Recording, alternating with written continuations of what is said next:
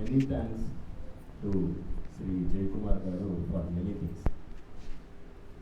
The words that he has uttered now are a great inspiration and source of knowledge. Apart from that, as Joshi sir and Navnitam Garu has said, his cooperation for this program has been immense. On behalf of the group, we once again thank him for the cooperation extended by him and his team. Now I request Brother Sri KCS Guruprasad Garu to come on to the dais and address the gathering.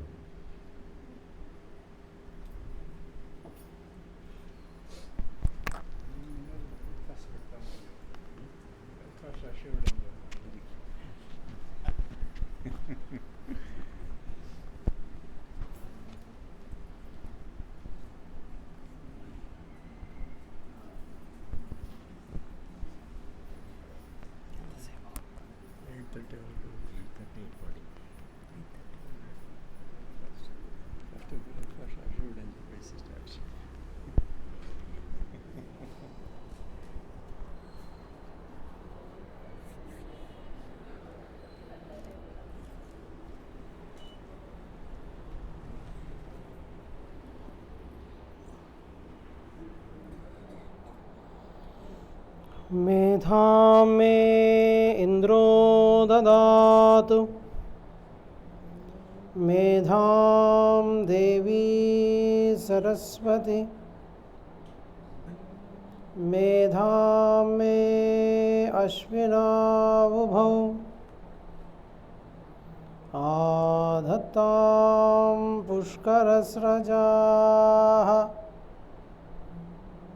आप्यायन्तु ममाङ्गानि वाक्प्राणश्चक्षुश्रोत्रमधोबलमिन्द्रियाणि च सर्वाणि सर्वं ब्रह्मोपनिषदं माहं ब्रह्म निराकुर्याम्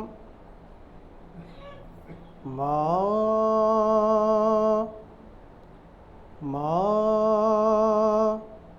ब्रह्म निराकरोत् अनिराकरणमस्तु तदात्मनि निरतेय उपनिषत्सु धर्माः ते मयि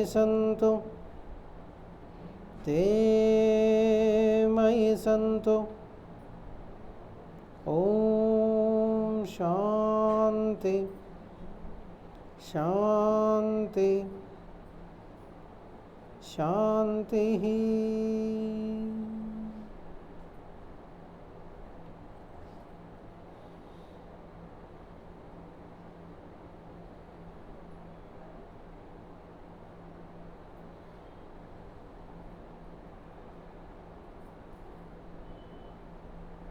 My salutations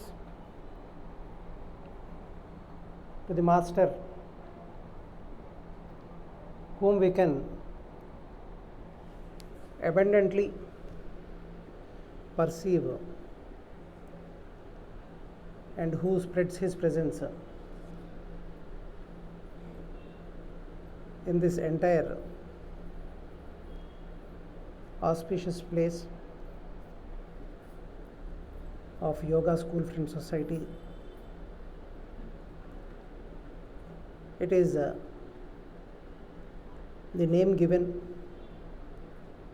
for reference, but I would consider this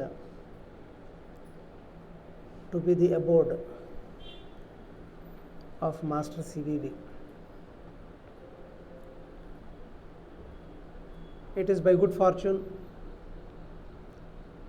that we are allowed to gather at the feet of the Aquarian Master at the Aquarian angle, which is Kumbakonam. in the month of Aquarius,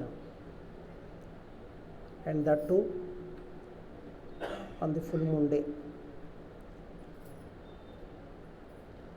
It has become slowly a rhythm where we are allowed to gather here at this premises, which is the abode of Master CVV, on every Aquarius full moon.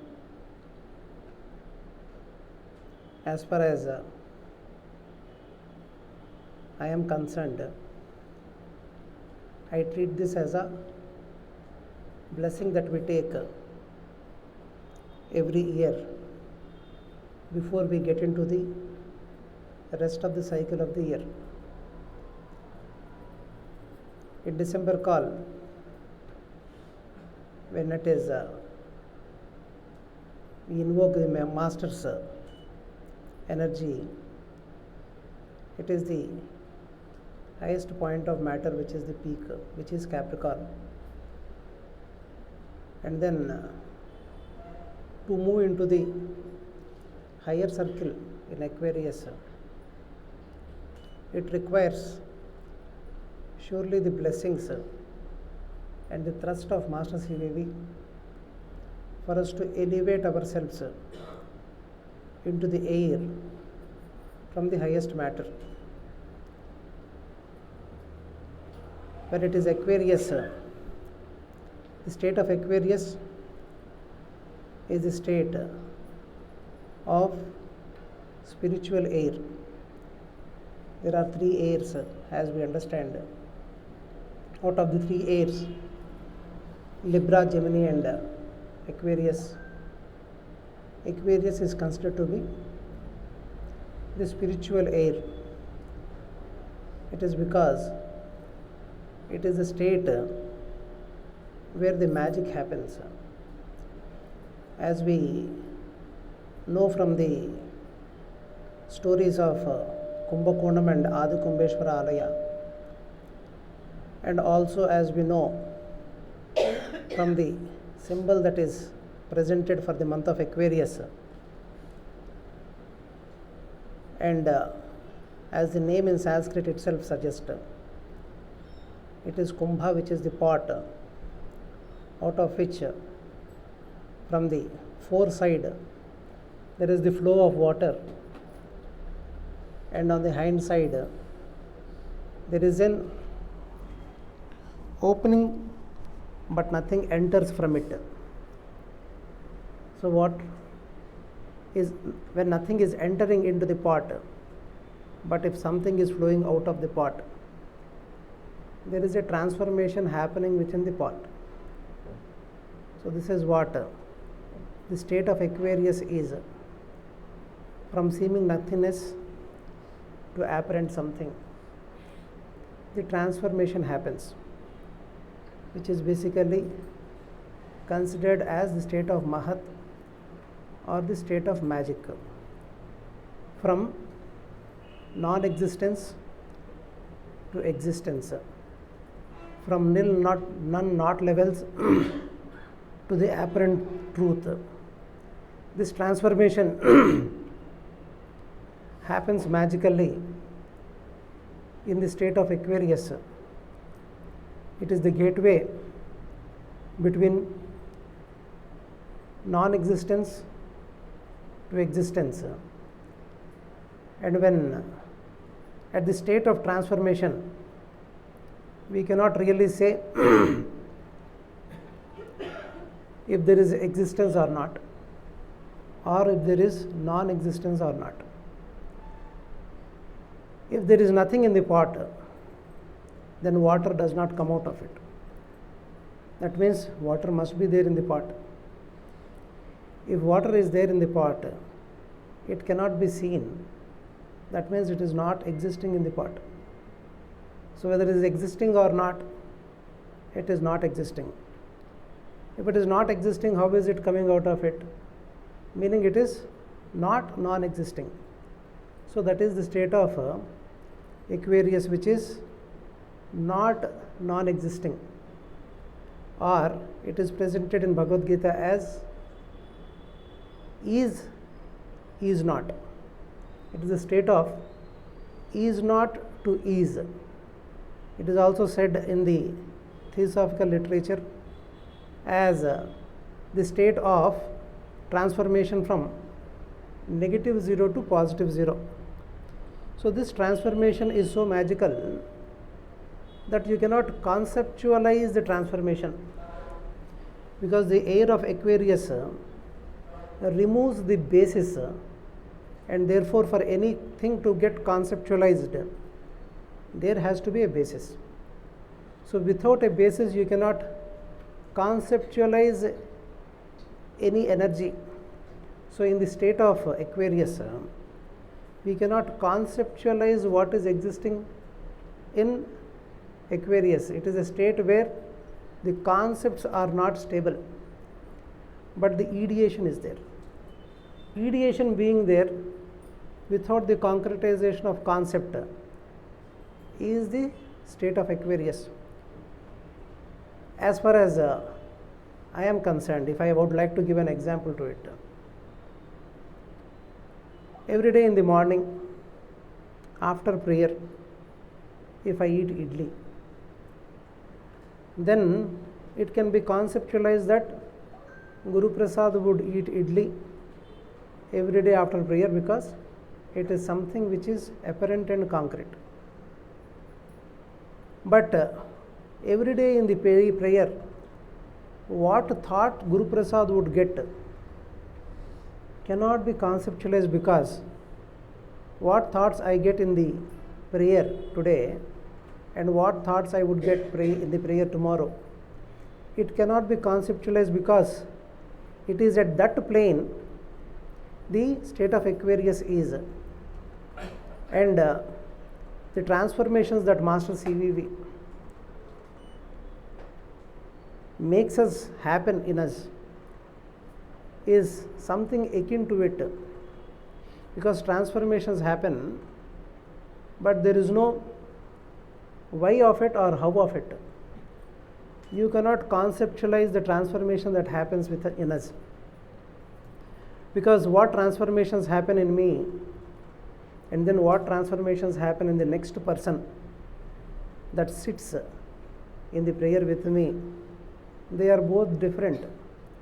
Though all of us gather here for group prayers, each one of us is treated differently. It is not the same work happens with each one of us, though we sit together here, and those transformations are transformations in relation to elevation of awareness from lower centers which are relating to the matter, emotional and mental, to the higher centers of spiritual air. So the lift up is what is offered through the prayers that we conduct, and the yoga of Master CVV is the yoga where transformations happen in us, but we cannot really define how it has happened. The process happens. For rice to cook, the process is same. Either it is through the yoga of Master CVV or it is some other yoga. The transformation or the soul reaching the universal soul, and then the transformations and process relating to it same. But the method and then the speed and then the way it is done, it is something very unique. Hence it is named as the yoga for the Aquarian age, or the yoga of Master CV, which is called as the Aquarian yoga. So this is the yoga into which all of us are, and particularly in the month of Aquarius,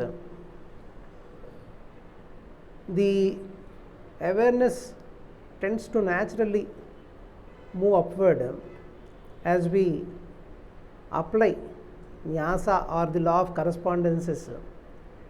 Aquarius is considered to be the forehead of our each one of us, as we are on the path of evolution. For those who are in the path of involution, Aquarius is somewhere else. But since we all of us are on the path of yoga, and we are all on the return path and in the path of evolution, the prajna automatically is and easily can be oriented towards the direction which is upward from the state in which we are, and can easily be placed at the forehead. So the Aquarius month naturally provides an opportunity for the energies to conduct in ourselves in a way that our prajna sits in the forehead, and then the related transformations happen, because the key is time and the key is also the space. So the place where this Aquarian part has manifested already twice in the history has happened here, and the place also is named as the angle or relating to the Aquarius, and then the time or the month that is in which we are is Aquarius, and the moon, which reflects the Aquarian energies coming from the sun, also happen on the complete reflection happens on the full moon day. So it is through the sun and through the moon the same energy is received, hence it is we would be completely in the energies of Aquarius. So this Aquarius principle, if we see, Aquarius principle is the very next state of being in not state, the very next state of pure consciousness coming into creation is the state of Aquarius. So that is the topmost point that a disciple can reach before his consciousness merges into the pure consciousness and his existence merges into pure existence. If we also see Master CVV, he is born on the day of Shravana Purnima, meaning in Leo month when he was born on the full moon. His moon is in Aquarius and the constellation is Dhanishta. So the moon being in Aquarius and sun being in Leo, he made a best angle by which he could bring down the energies relating to Aquarius, and then the energy that is brought down by Master CVV, it is not that he has brought down, he has received it and then very much aptly he has distributed to all of us, and the energy is the energy of synthesis. The energy of synthesis is the energy of male-female energy. It consists both in it, hence it is best synthesized, therefore it is called the energy of synthesis. And this energy of synthesis is what is bestowed upon all the students that are in the path of yoga of Master CVV. And this energy of synthesis synthesizes various aspects in the sadhaka. So there is a synthesis that has to happen at various levels, at various states. As far as sadhaka is concerned, he should be able to synthesize first the outer and inner in him. Without a proper synthesis between the outer and inner, sadhaka cannot proceed well on the path. If we are more in the outer on the objectivity and less in subjectivity, then the practice relating to the yoga that we are following does not really happen in us. And if we are only in subjectivity and not orienting ourselves into objectivity, also the yoga does not really materialize in us, because whatever is received, it has to be applied in the objectivity. Only whatever is received when it is applied in the objectivity, the transformation happens. If you see the bulb, only when the current passes through the bulb is glowing. If the current does not pass through the bulb, the light does not happen to the bulb remains as the bulb which is switched off. So the passage should happen from the subjective to the objective, and in the process there is transformation happening to the yoga students. Therefore, there is a synthesis that is required to be achieved between the objective and subjective, and then there is synthesis which is required to be achieved between the personality and the soul consciousness that one has. So this is the next angle that needs to be synthesized. A wrong angle which is to be worked out as a right angle, which is from personality to the state of buddhi. Buddhi is nothing but the light of the soul. The light of the soul is called buddhi, and there has to be a synthesis that needs to be worked out between the personality and then buddhi relating to us, which is just nothing but the habit forming nature that the sadhaka carries with him. Instead of working the energy through the personality or the habit forming nature, he should try to work out the energy through the state of buddhi, and that is possible only when the effort is made from the side of sadhaka to be more oriented to the energy of buddhi. So wherever we want to reach, that is the place to which we have to be oriented. If we have to climb the steps, we have to orient to the steps which would take us upward. If we are just standing oriented to the opposite direction, then what happens is we will only see the steps to go down, but not towards the steps to reach upward. So from the state of personality, one has to reach to the state of soul consciousness.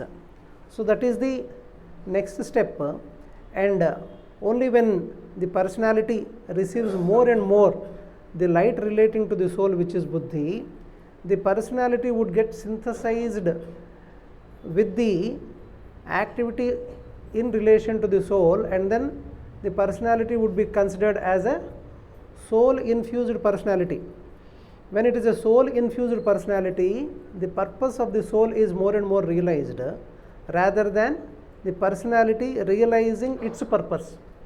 The personality has its purpose, and then the purpose of the personality is more oriented to the objectivity, and then it is more oriented to the emotions relating to the attachments that one carries in terms of the objectivity.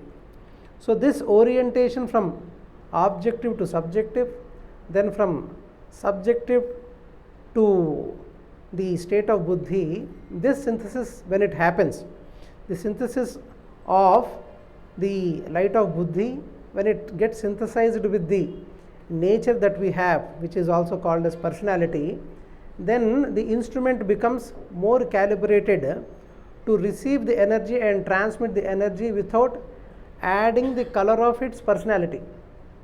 When pure water is given to me, and then my tumbler has a dot of color in it, then the water that is received, when it flows outer to the outer from my tumbler, it will gain the color of my personality. So the energy that I receive from the above, when it is getting distributed through me to the outer, it gets the personality relating to me, it would get added to it.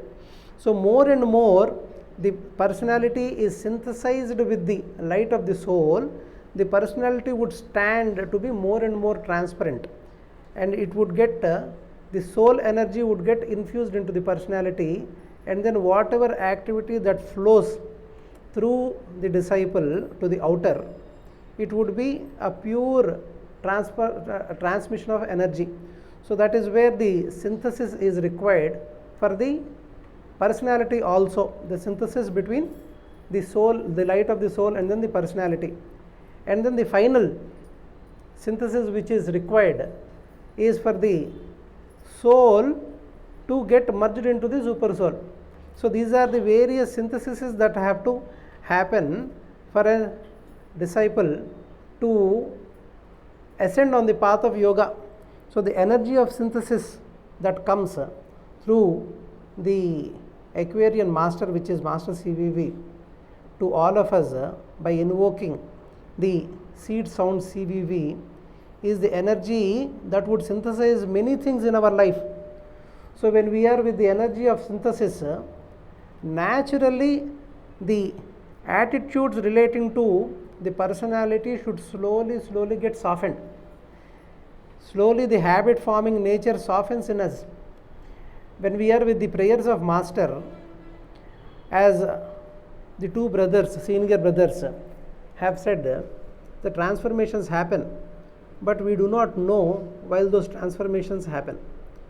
But after 10-15 years, if we look ourselves as to how we are performing in the outer, or how we are relating to others, and then how we are relating and then conducting our activity in the objectivity, it will stand as a proof as to what transformation has happened to all of us. If in the way I am conducting 10 years before and the way I am conducting now, if there is no improvement, that means the required transformation at the individual level or personality level means that it did not really happen in us. If it did not happen, it is only in relation to the orientation of sadhaka. Because more and more we invoke the energy of synthesis, more and more the transformation should happen. Suppose I have the dot of blue in my tumbler.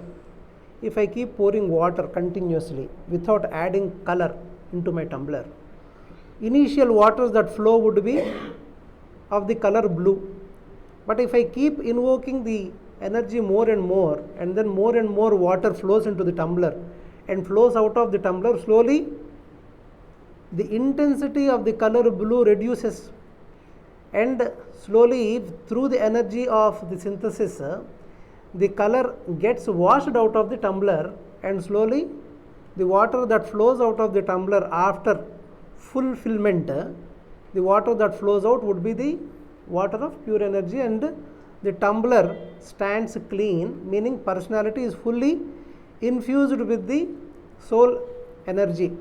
So that is how the transformation would happen, and these transformations, the why and how of it is something which is very difficult to gauge, because it is the energy relating to the Aquarius, and from what we are before and what we are now and what we are going to be later, there would be transformations which happen in us. Though what is required of us is to cooperate with the energy of Master CVV, and then to stand in his presence daily in the morning and evening prayers, and try to orient to the Master and then the work relating to the Master in the outer. So more and more we are able to adjust our outer to the inner. More and more we are with the inner activity. The outer activity should be more and more supportive to the inner activity.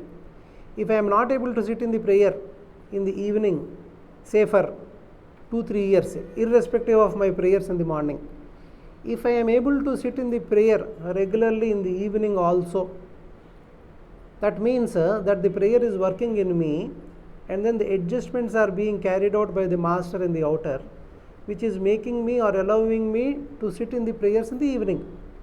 So slowly, even when we sit in the prayer, what is required of us, as been suggested by the Master, is to observe within. If we are not able to observe within, and then if we are being taken away by our thoughts, and then those thoughts are mostly relating to the objectivity and then the mundane activity that we carry out, then slowly when we continue with the prayer, the cutoff happens in such a way that the outer does not pull you much, and therefore even at your thought plane you are able to sit within. If I have lot of attachments outside, or I have lot of activity in the outer, then the outer will eat away the inner activity. Most of us, the problem that a disciple faces is that he assumes certain good work to be done. It is master's work only. But then when we are with the master's work, the main purpose for which that we do master's work in the outer is to support our inner activity, to support our inner transformation, which happens in the prayers. So the outer activity when we are doing, it should not disturb our inner activity. If it is disturbing our inner activity, that means though we have put the activity in the name of the master, we are only performing as per our personality. If we are more dynamic in our personality, we tend to overdo beyond the time limits, and then even we give away the time that is demarcated for prayers. So the outer activity should be balanced in such a way that it would support the inner activity. So more and more we are in the inner, and then the activity that we do also in the outer is in relation to the inner, then the synthesis can be achieved much easily. So the balancing in the outer and then the inner, the objective and the subjective, is the foremost step that every one of the disciple has to take. Unless the balance is achieved, unless the time that we give for the energy to transform ourselves, if it is not given, the necessary transformations do not happen in the promised time that Master CVV has given. So if the transformation has to happen in us, we should be able to sit in the prayer and then observe within as has been suggested by Master CVV. If we are not able to observe within, if we just utter Namaskarams Master CVV and then keep thinking our own thoughts and then thinking about all the mundane activity that we do, I think we would be putting ourselves into a false thought that we are in Master CVV's prayer. Unless we are able to do what is to be done, what has been directed to be done, the necessary process will not happen. If you put the water and then the rice grains into a pot and then put it on the stove, and if you do not switch on the fire, the cooking does not happen. Every day in the morning 6 o'clock we put the pot on the fire, on the stove. Every day in the evening we put the pot on the stove. And then if we are not switching on the fire, then the cooking will never happen, and then the rice grains would only be submerged in the waters of emotion that we are in the path of yoga, but then the necessary transformation does not happen. And then the nectar relating to the transformation we would be denied of. So what is required is to orient within. So to orient within, there has to be a synthesis which is required to be worked out between the outer and inner, and more we are with the prayers of Master CVV. Master CVV himself has said that he would give cutoff. If there is someone who is disturbing you in the office, because of which in your prayers you are getting disturbed, then Master CVV would give a cutoff by way of giving you a transfer or giving the person who is disturbing you a promotion, then he gets shifted. So adjustments and cutoffs happen in the outer so that we can orient more and more in the inner. So as we are conducting more and more in the inner, the outer adjustments happen, and then the outer activity that we do also should be more and more in relation to our inner growth. Only then when we again come and sit in the prayer, we will be able to orient to the inner easily. Suppose after the evening prayer, I go to the night into a pub or to a disco or to a club and then sleep away in the night. In the morning prayer, it would not be a continuation from the evening prayer, because my outer activity in between these two prayers is not in relation to my inner transformation. So between the prayers what we are doing in the outer should also be more in relation to our inner growth. That is where masters have given us the way of life for the yoga. It is not that you do it in the morning and evening and forget about it for the rest of the day. It is the way of life that one has to slowly adopt, so that the outer activity is also in relation to the inner growth, and then the inner activity is also to progress in the inner growth. So the outer and inner requires a synthesis, and the personality and soul requires a synthesis, and then the soul to the super soul is the final synthesis which is required to happen. And then we are at the place where this energy of synthesis has descended not once but twice, and then we are at the place of the master who has received it and distributed it abundantly, which our brother Navanitam keeps on saying as Santarpana. Indiscriminately it is being distributed. How much of it are we receiving and then making use of it is up to us. But the transmission keeps happening. The current keeps flowing. If the bulb is not proper, it does not light, but then the current is being supplied to it. So let us set right our bulb so that the current passes through us, and then the light shines through us, and then the related transformations happen to us, and then we receive the energies relating to the Aquarius in this month of Aquarius, on the full moon hours, in the full moon hours of Aquarius, at this place which is named as Aquarian angle.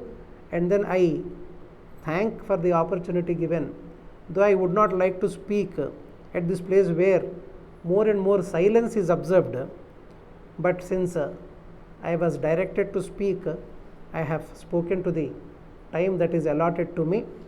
And I also take this opportunity to thank wholeheartedly Sri Jairam Garu and then his team for maintaining the sanctity of this place. If you observe the amount of cutoff that we get from the outer to the inner, if you see just to step out of this place, it is a total market. It is totally a mundane activity which is a commercial activity. But then this place has so much of sanctity in it that the moment we step in, we are quickly oriented within. So giving a prized gift is something, but receiving and preserving it and making best use of it is something totally different. And that is also very difficult in the times that we are passing in the age of Kali. And I really appreciate wholeheartedly and thank Jairam Garu and his team, Jaykumar Garu and his team, for keeping this place intact so that we can align our energies to being intact. Thank you very much. Thank you, sir. Namaskar, Miss Master.